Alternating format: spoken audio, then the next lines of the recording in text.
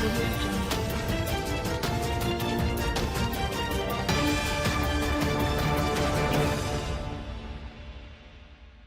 Sir, शिक्षा के क्षेत्र में बेहतरीन काम के लिए आपको यह जो लाइफ टाइम अचीवमेंट अवार्ड मिला है, इसके बारे में आप क्या कहेंगे? 2 शब्द आपके। देखिए,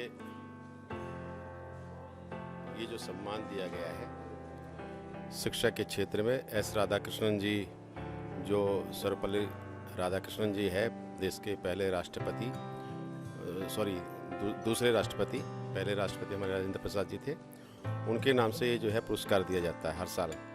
और इस साल जो है यहाँ रफ़ी मार्ग पर कॉन्स्टिट्यूशन क्लब में जो है ये कार्यक्रम हुआ है। और आज शिक्षक दिवस की पूर्व संध्या पर जो है ये, वैसे तो 5 सितंबर जो है शिक्षक दिवस मनाया जाता है, लेकिन उस दिन जो है देश भर में जो है सारे कार्यक्रम होते हैं, इसलिए 2 दिन पहले जो है ये कार्यक्रम किया गया है। तो यहाँ आज लगभग जो है 50 से अधिक लोगों को जो है शिक्षा के क्षेत्र में उल्लेखनीय कार्य करने पर जो है ये शिक्षक अचीवमेंट अवार्ड जो है दिया गया है। सर, क्योंकि हम देख रहे हैं, हम शिक्षा का बदलाव दिल्ली में बहुत हुआ है और वैश्विक स्तर पर इसकी बहुत ज़रूरत है। इस दृष्टि से क्योंकि शिक्षा दिवस भी आने वाला है, आप क्या संदेश देना चाहेंगे और कैसी शिक्षा भारत चाहता है? देखिए, आज जिस तरह से दिल्ली में शिक्षा के क्षेत्र में बदलाव हो रहे हैं, तो और राज्यों को भी दिल्ली से जो है एक दिल्ली का जो मॉडल है, शिक्षा का मॉडल, वो दूसरे प्रदेश जो है उससे सीखे। और विश्व गुरु की जो हमारी परिकल्पना है, वो परिकल्पना जल्द ही पूरी होने वाली है, क्योंकि शिक्षा ही व्यक्ति के व्यवहार में परिवर्तन लाती है और शिक्षा ही एक ऐसा मार्ग है जो व्यक्ति की नींव जो है वो डालती है। तो शिक्षा जो है धीरे धीरे बदलाव आ रहा है शिक्षा में, और मैं ये कहना चाहूँगा कि आज के युग में शिक्षा जो है वो सबसे महत्वपूर्ण है। शिक्षा के माध्यम से ही जो है व्यक्ति जो है आगे पहुँच सकता है। अंत में हम आपसे जानना चाहेंगे, क्योंकि आपका शिक्षा के क्षेत्र में एक अच्छा अनुभव है, आपने पढ़ाया कॉलेज में, तो पर्सनली आपने क्या महसूस किया है? अपना जो जीवन आपने दिया, इसमें कैसे अनुभव थे, इसमें कुछ? देखिए, शिक्षा जो है वो सबके लिए मौलिक अधिकार है। शिक्षा का मौलिक अधिकार जो है संविधान में भी है, लेकिन सभी को शिक्षा जो है, उच्च शिक्षा, हालांकि 9 से लेकर के 14 वर्ष तक के बच्चों को जो फ्री एजुकेशन का वो था नारा, अब वो बदल गया है। अब सबके लिए जो है शिक्षा जो है वो उसका प्रावधान सरकार को करना चाहिए। और उच्च शिक्षा के क्षेत्र में अभी भी जो है वंचित वर्ग के लोग, दलित पिछड़े समाज के लोग, बहुजन समाज के लोग, मूल निवासी लोग अभी भी शिक्षा से बहुत जो है ऊंचे पहुंच पाए हैं। बहुत कम लोग पहुंच पाए हैं, लगभग 2% जो है उच्च शिक्षा में जो लोग आ पाए हैं। तो मैं जो है सरकार से निवेदन करूंगा कि वो उच्च शिक्षा के लिए जो है वो सभी के लिए जो है वो दरवाजे खोले, और जो अभी नई शिक्षा पद्धति आ रही है, अगर लागू हो जाती है, तो ऐसी स्थिति में उच्च शिक्षा कुछ खास वर्गों के लिए रह जाएगी। तो ये जो शिक्षा है, जहां हम ये कहते थे कि शिक्षा सभी के लिए होनी चाहिए, लेकिन जो नई शिक्षा पद्धति है वो खास वर्ग के लिए हो जाएगी। एक खास वर्ग जो है उसमें आ पाएगा, जिसके पास पैसा होगा वही शिक्षा ले पाएगा। तो शिक्षा का जो निर्माण किया गया था हमारे जो ऋषि मुनियों ने, वो शिक्षा जो है अब आगे चल करके व्यावसायिक उसमें पहुंच जाएगी, प्राइवेटाइजेशन हो जाएगा, और केवल मुट्ठी भर लोगों के लिए शिक्षा जो है वो रह जाएगी। इसलिए शिक्षा सबके लिए होनी चाहिए, ऐसा जो है सरकार को प्रयास करना चाहिए। सर, राधाकृष्ण अवार्ड के इस लाइफ टाइम अचीवमेंट के लिए हम आपको हार्दिक पुनः धन्यवाद देते हैं, बधाई देते हैं।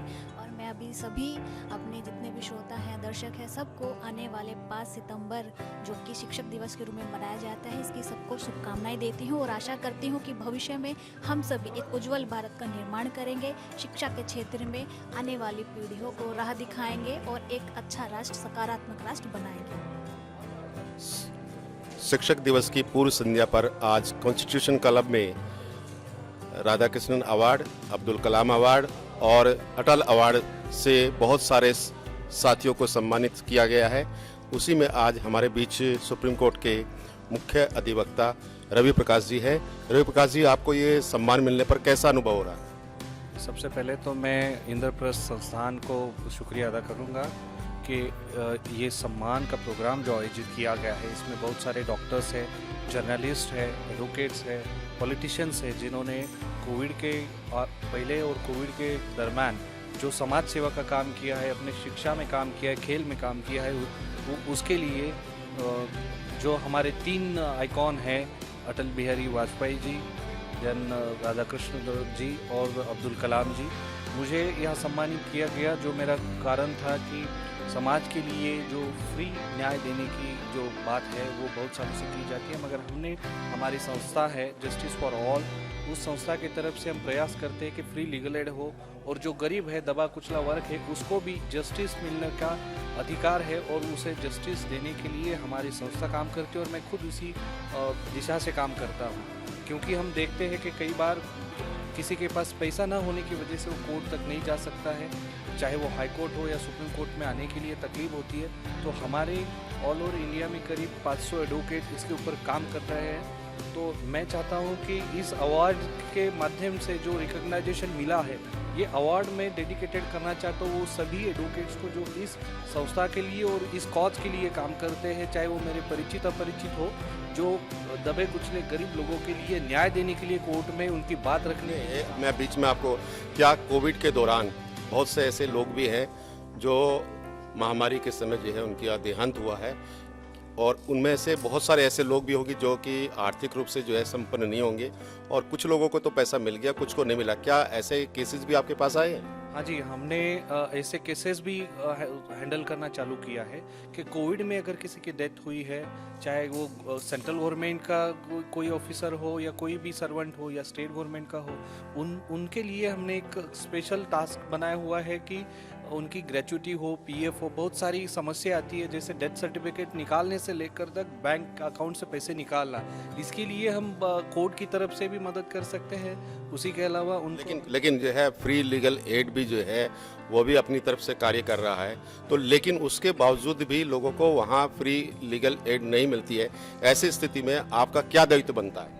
हमारा देखिए, मैं कहता हूं जैसे हम फंडामेंटल राइट्स की बात कहते हैं, भारतीय संविधान में फंडामेंटल राइट्स दिए गए, वैसे फंडामेंटल ड्यूटीज़ है जो मैंडेटरी नहीं है, मगर हर किसी को, हर किसी सिटीजन ऑफ इंडिया को ये ड्यूटीज़ निभानी पड़ती है। हमारे जो सिटीजन भाई बहन है उनके अधिकारों के लिए हमें काम करना होगा, क्योंकि भारत देश एक बहुत बड़ा देश है, बहुत बड़ी डेमोक्रेसी है। हम कहते हैं वसुंधरम कुटुंबकम, यानी पूरा जग, पूरी दुनिया, यानी पूरा ब्रह्मांड ही हमारा अगर परिवार है, तो हमारे हर परिवार के सदस्य की जिम्मेदारी उनके लिए काम करना, चाहे वो लीगल एड हो, चाहे कोर्ट में केस हो, या फिर उनको किसी तरह की मदद हो, करना चाहिए। Thank you. ये थे हमारे बीच रवि प्रकाश यादव जी, जिन्होंने फ्री लीगल एड से लेकर के और किस तरह से उन्होंने महामारी के समय जो है लोगों की आर्थिक रूप से जो है मदद की।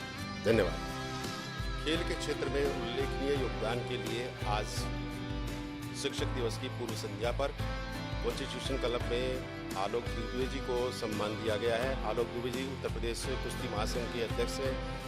पहले तो मैं आपको चैनल की ओर से आपको सम्मान मिलने पर बहुत बहुत धन्यवाद और बधाई देता हूं। जरा कुछ अपने बारे में दुबे जी बताइए।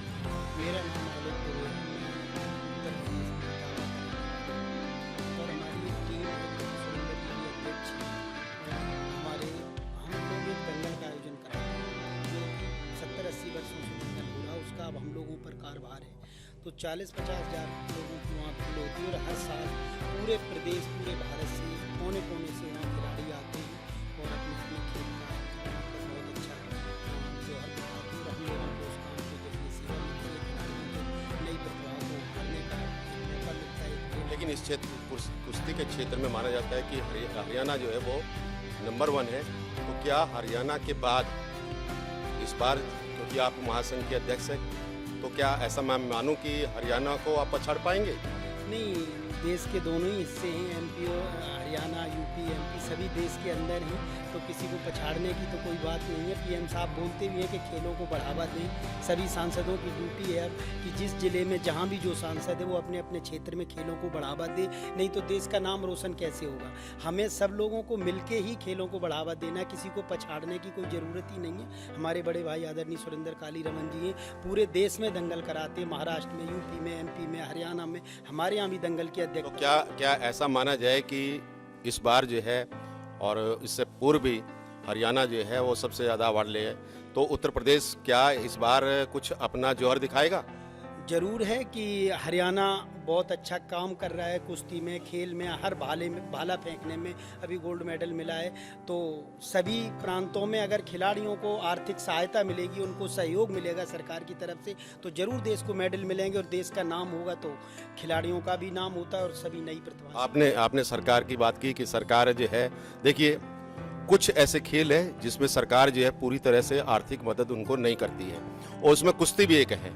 क्योंकि क्रिकेट में जो है सबसे ज़्यादा पैसा, टीवी पर भी आप देखते हैं कि कोई भी व्यक्ति जो है अगर पैसा लगाना चाहेगा तो वो क्रिकेट में लगाएगा, जबकि कुश्ती जो है हमारा पहला खेल ऐसा है जिसमें सरकार की ओर ध्यान नहीं गया है। तो क्या आप सरकार से क्या मांग करेंगे? नहीं, सबसे पहले मेडल तो कुश्ती में ही मिले। गुरु हनुमान जी ने 4 मेडल जो दिलवाए थे वो कुश्ती में ही दिलाए हैं। लेकिन वो जो सम्मान गुरु हनुमान जी को, काली रमन जी को और हमारे महाबली सतपाल को, उनके चंदगी राम जी को और उनके शिष्य जो है सुशील को, वो सम्मान नहीं मिला जो सम्मान भारत सरकार को दिया जाना चाहिए था। इसके बारे में देखो, सुशील जी को वो सारे सम्मान मिले, उन्होंने उस सम्मान का आदर नहीं किया और आज उनकी कोई चर्चा करने का ये विषय नहीं है, जगह नहीं है। लेकिन देश ने उन्हें बहुत नाम दिया और सभी खिलाड़ियों का देश में योगदान ये रहता है कि आप खेलों को बढ़ावा दें।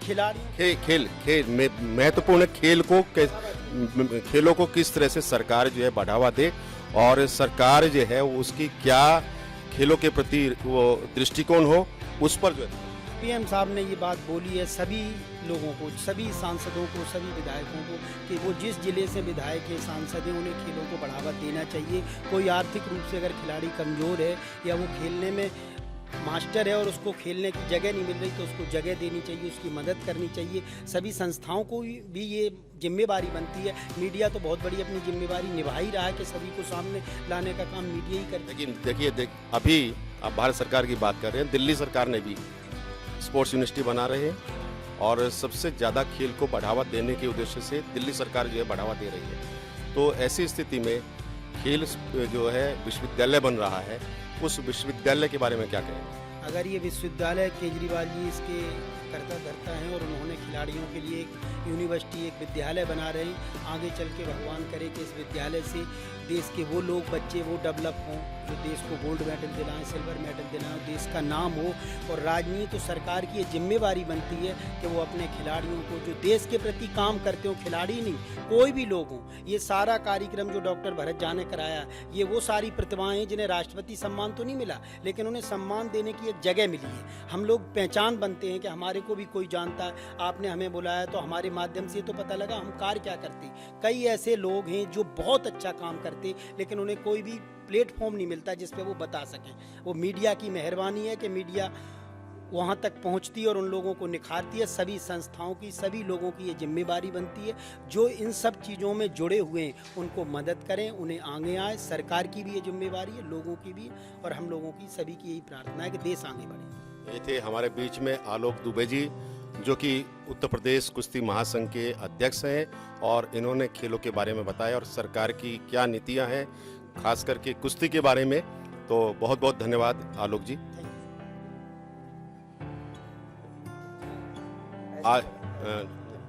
आज इस सम्मान के हकदार जो है काली रमन जी भी हैं हमारे बीच। मैं चाहूँगा कि वो 2 शब्द जो है उनको जो सम्मान मिला उस सम्मान पर। सबसे पहले तो मैं डॉक्टर भरत झा जी को तहे दिल से धन्यवाद करता हूँ कि उन्होंने सभी प्रतिभाओं को यहाँ आज इकट्ठा किया और उनको सम्मान दिया। एक सम्मान ऐसी चीज़ है जिससे उस प्रोत्साहन मिलेगा और वो भविष्य में अच्छा काम कर पाएंगे।